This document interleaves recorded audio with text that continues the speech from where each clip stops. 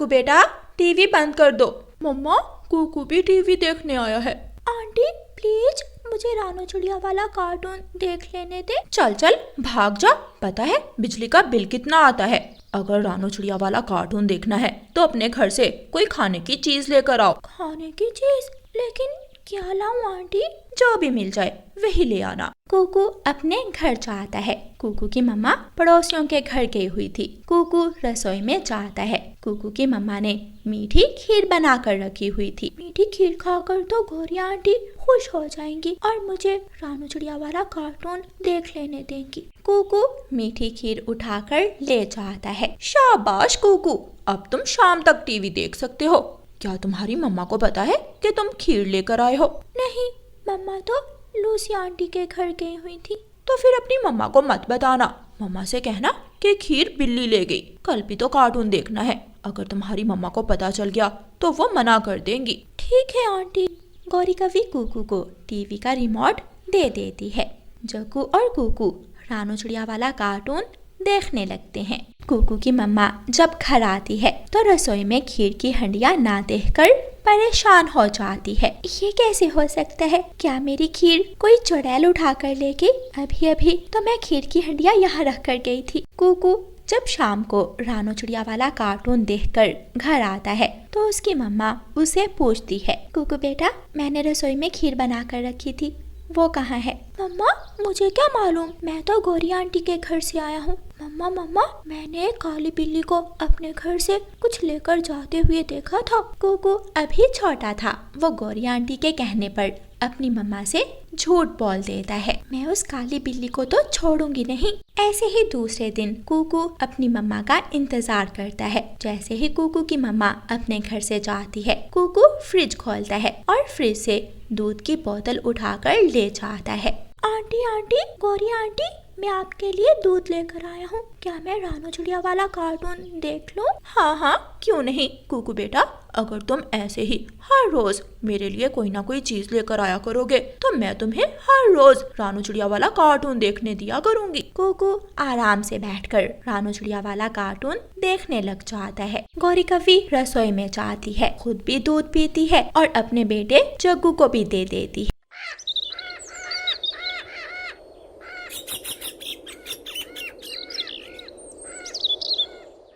Fridge में दूध की खाली बोतल देखकर कुकू की मम्मा कुकू से पूछती है, कुकू बेटा, बोतल में दूध था, वो कहाँ है? मम्मा मुझे भूख लगी थी, मैंने पी लिया है। इतना दूध तुमने कैसे पी लिया? जब मैं गर्म करके देती हूँ तो एक कप भी 1 घंटे में पीते हो। मम्मा मुझे भूख लगी थी तो मैंने पी लिया। कुकू की मम्मा चुप कर जाती है। कुकू की अब आदत बन गई थी। वो अपने घर से चोरियां करने लगा था। वो चोरियां करके गौरी कवि के घर जाता और टीवी देख लेता। एक दिन गौरी कवि कुकू से कहती है, कुकू, रिमोट कंट्रोल की बैटरी खत्म हो गई है, जाओ अपने घर से पैसे चोरी करके लाओ, फिर ही रिमोट कंट्रोल चलेगा और फिर ही तुम रानू चिड़िया वाला कार्टून देख सकोगे। मुझे तो मालूम नहीं, अम्मा पैसे कहाँ रखती हैं? मेरी मम्मा अपने पैसे अलमारी में रखती हैं। तुम अलमारी में जाकर देखो, तुम्हारी मम्मा भी अपने पैसे अलमारी में ही रखती होंगी। कुकू अपने घर जाता है और अलमारी खोलकर देखता है। अलमारी में एक किताब के नीचे कुकू की मम्मा ने पैसे रखे हुए थे। कुकू जल्दी से वो पैसे चुरा कर ले जाता है और गौरी कवि को दे देता है। मैं अभी नई बैटरी लेकर आती हूँ। गौरी कवि रिमोट कंट्रोल में पुरानी बैटरी ही डालकर कुकू को दे देती है और कुकू टीवी देखने लगता है। गौरी ने कुकू को पूरी तरह घर से चोरियां करना सिखा दी थी। दूसरे दिन रात के वक्त कुकू की तबीयत खराब हो जाती है। कुकू को तेज बुखार हो जाता है। कुकू बेटा, मैं अभी आपको दवा ला कर देती हूँ। कुकू की मम्मा जब अलमारी खोलती है तो अलमारी में पैसे नहीं थे। मेरे पैसे कहाँ के? वो पैसे तो मैंने मुश्किल वक्त के लिए जमा करके रखे हुए थे। ऐसा कैसे हो सकता है? कुकू अपनी मम्मा की तरफ देखकर आंख चुरा लेता है। कुकू बेटा, क्या आपने अलमारी से पैसे लिए थे? मम्मा मुझे क्या मालूम, मैं किसी से मांग कर अपने बेटे की दवा लेकर आती हूँ। मामा चिड़िया गौरी कवि के घर जाती है। गौरी बहन, मेरे बेटे को बुखार है और घर में दवा के लिए जो पैसे रखे थे किसी ने चुरा लिए। मुझे मेरे बेटे की दवा के लिए उधार दे दो। ना ना, मैं तो तुम्हें 1 रुपया भी नहीं दूंगी। जाओ किसी और से जाकर ले लो। मामा चिड़िया कबूतर के पास जाती है, लेकिन कबूतर के पास भी पैसे नहीं थे। फिर कुकू की मम्मा तोते से पैसे लेकर अपने बेटे की दवा लेती है और रात को 1 बजे वापस घर जाती है। कुकू अपनी मम्मा को देखकर रोने लग जाता है। कुकू, चुप कर जाओ बेटा, मैं आपके लिए दवा ले आई हूँ। गौरी ने पैसे नहीं दिए, कबूतर ने नहीं दिए, लेकिन तोते ने पैसे दे दिए थे। मैं कल तोते के बर्तन धोकर हिसाब बराबर कर दूंगी। मम्मा, मम्मा मुझे माफ कर दे। मैंने ही वो पैसे चुरा कर गौरी आंटी को दिए थे। मम्मा, मैंने ही खीर चुराई थी और दूध भी। गौरी आंटी मुझसे पैसे और चीजें लेकर मुझे टीवी देखने देती थी। बेटा, आप भी चोरी कर सकते हो। मम्मा, गौरी आंटी ने मुझे आपको बताने से मना किया था। मम्मा, मैं वादा करता हूँ मैं दोबारा कभी भी आपसे झूठ नहीं बोलूँगा और ना कभी चोरी करूँगा। कुकू की मम्मा कुकू को दवा देती है। कुकू दवा पी लेता है, लेकिन कुकू अपनी मम्मा से बहुत ज़्यादा शर्मिंदा था। प्यारे दोस्तों, किसी के भी कहने पर कभी भी अपने मम्मा पापा से झूठ मत बोलें, क्योंकि झूठ हमेशा ही हमें नुकसान की तरफ लेकर जाता है। और प्यारे दोस्तों, इस कहानी को लाइक, अपने दोस्तों के साथ शेयर और चैनल को सब्सक्राइब करना बिल्कुल मत भूलना। आपका धन्यवाद। रानो चिड़िया की ऐसी कहानियाँ सुनने के लिए YouTube सर्च बार में रानो चिड़िया की कहानी लिखें या फिर ये बटन दबाकर बोलकर कहें रानो चिड़िया की कहानी। आज मेरा सतरंगे मीठे चावल खाने को दिल कर रहा है। हरियाली, मौसम भी ठीक है, क्यों ना आज हम सब मिलकर सतरंगे मीठे चावल बनाएं। चिड़िया, मैं अभी नदी पर जाती हूँ। वहाँ मैंने कल चावलों के पौधे देखे थे। मैं चावल ले आती हूँ और तुम आग जलाने के लिए लकड़ियाँ इकट्ठी करो। हरियाली तोती नदी पर चावल लेने चली जाती है और चिड़िया लकड़ियाँ लेने निकल जाती है। रास्ते में चिड़िया को गौरी कवि मिलती है। चिड़िया चिड़िया, कहाँ जा रही हो? हम सब मिलकर सतरंगे मीठे चावल बना रही हैं। क्या तुम भी खाओगी? सतरंगे मीठे चावल तो मुझे बहुत पसंद है। मुझे बताओ, मुझे क्या काम करना है? तुम शक्कर ले आओ। बिना शक्कर के मीठे चावल कैसे बनेंगे? गौरी शक्कर लेने चली जाती है। थोड़ी देर बाद चिड़िया लकड़ियाँ ले आती है, हरियाली तोती चावल ले आती है और गौरी कवि शक्कर लेकर पहुँच जाती है। मैंने ये तो सोचा ही नहीं कि चावलों को साफ कैसे करेंगे। चिड़िया, लूसी कबूतरी के पास चक्की है। चिड़िया, तुम जाओ और लूसी की चक्की से चावल साफ करके ले आओ। तब तक मैं आग जलाती हूँ। चिड़िया चावल साफ करने लूसी की चक्की पर चली जाती है। लूसी, हम सब मिलकर सतरंगे मीठे चावल बना रही हैं। मैं तुम्हारी चक्की पर चावलों से छिलका उतारने आई हूँ। चक्की कहाँ है? चक्की रसोई में है। चिड़िया, मुझे दो, मैं चावलों से छिलका उतार देती हूँ। फिर लूसी चिड़िया से चावल लेकर चक्की में डालती है। हरियाली तोती ने आग जला ली थी और हंडिया चूल्हे पर चढ़ा दी थी। लूसी, चावलों को सतरंगे बनाने के लिए रंग कहाँ से लेंगे? मैं पीला रंग ले आती हूँ। मुझे मालूम है कि पीला रंग कहाँ से मिलेगा। चिड़िया भी आ जाती है। चिड़िया, तुम चावल चूल्हे पर रखो, मैं और हरियाली रंग लेकर आती हैं। रंगों का तो मैं भूल ही गई। सारे रंग इकट्ठे करने हैं। तुम दोनों लाल और पीला रंग ले आओ और मैं हरा रंग लेकर आऊंगी। गौरी और हरियाली चली जाती हैं। हरियाली तोती सीधी सूरजमुखी के फूल के पास जाती है। फूल फूल, मुझे थोड़ा सा अपना पीला रंग दे दो। हम सारी सहेलियाँ मिलकर सतरंगे चावल बना रही हैं। मेरा रंग, मेरी खुशबू, मेरी सुंदरता सब पक्षियों के लिए है। तोती, तुम मेरा एक फूल तोड़ कर ले जाओ और मेरा रंग उतार कर चावलों में डाल लो। हरियाली तोती खुश हो जाती है और एक सूरजमुखी का फूल तोड़कर ले जाती है। चावल बनकर तैयार होने वाले थे। अभी तक ना ही हरियाली आई और ना ही गौरी कवि। जब तक वो आती हैं, मैं भागकर हरा रंग ले आती हूँ। चिड़िया हरा रंग लेने चली जाती है। पीछे से हरियाली तोती भी पहुंच जाती है। हरियाली तोती सूरजमुखी के फूल से पीला रंग उतारकर चावलों में डाल देती है। हो गया, मेरा काम हो गया। अब मुझे कोई और रंग लाना होगा। हरियाली फिर से चली जाती है। लाल रंग कहाँ से मिलेगा? ना तो इस मौसम में लाल अनार है, फिर मैं कहाँ से लूँ लाल रंग? गौरी ऐसे सोच रही थी कि उसे थोड़ी दूर लाल मिर्ची का पौधा नजर आता है जिस पर लाल मिर्ची लगी हुई थी। गौरी कव्वी जल्दी से वहाँ से लाल मिर्ची तोड़ लेती है। इस फल का रंग लाल है, मैं ये फल कूटकर इसे चावलों में मिला दूंगी और फिर हो जाएंगे चावल लाल।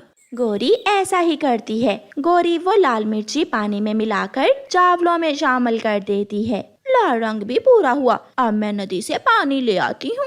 गौरी नदी से पानी लेने जाती है। हरियाली और चिड़िया भी पहुँच जाती हैं। चिड़िया हरा रंग चावलों में मिला देती है। चिड़िया, मुझे लग रहा है गौरी ने लाल रंग चावलों में ज्यादा मिला दिया है। अच्छा ही है, मुझे लाल रंग बहुत पसंद है। गौरी भी नदी से पानी लेकर पहुँच जाती है। मेरा लाया हुआ लाल रंग सबसे ज्यादा सुंदर लग रहा है। चावल बन गए हैं, दिखने में तो बहुत ही सुंदर लग रहे हैं। मैं अभी चावलों को प्लेटों में डालती हूँ। चिड़िया चावल प्लेटों में डालती है। मर गई, मैं मर गई। ये चावल तो मीठे होने की बजाय कड़वे हो गए हैं। ये तो हम खा भी नहीं सकती। ये इतने कड़वे क्यों हैं? गौरी, तुम लाल रंग कहाँ से लाई थी? जो नदी के पास पौधा है उस पर लंबे लंबे छोटे छोटे फल लगे हुए थे, मैंने वो फल लाकर चावलों में मिला दिए थे। गौरी, वो तो लाल मिर्ची है, तुमने लाल मिर्ची मीठे चावलों में मिला दी। हरियाली और चिड़िया को बहुत गुस्सा आ जाता है और वो गौरी के पीछे भागती हैं,